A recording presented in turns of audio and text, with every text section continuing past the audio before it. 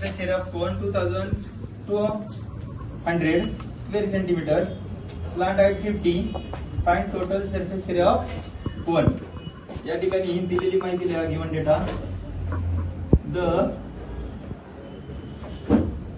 curved surface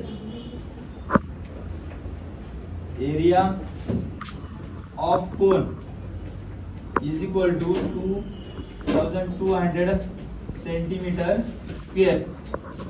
L is equal to 50 centimeter.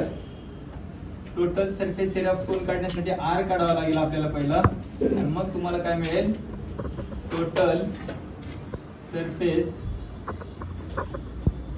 Area of cone मिळेल. Formula काय आहे पर सरफेस एरिया ऑफ कोनचा,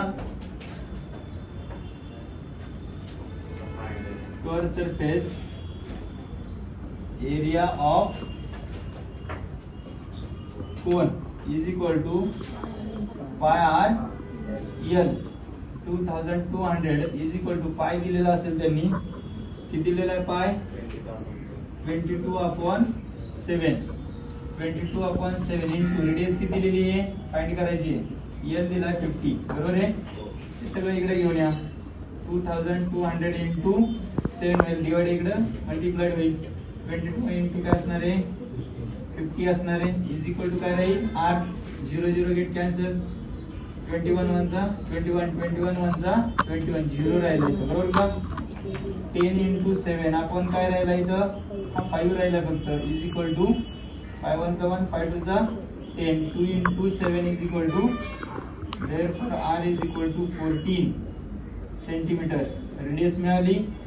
टोटल सरफेस एरिया कोण फाइंड करता येईल, काय formula, total surface area of cone is equal to pi r in bracket l plus pi आहे 22/7. रेडियस आहे किती 14 इन ब्रॅकेट एल किती आहे 50 प्लस 14.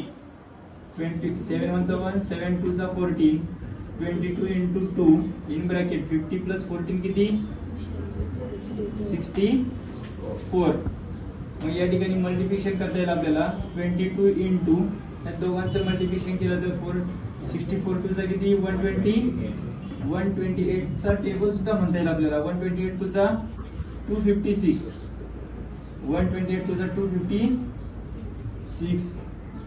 6 5 11 कॅरी 1 किती असणार आहे 8 आणि 2816 सेंटीमीटर स्क्वेअर.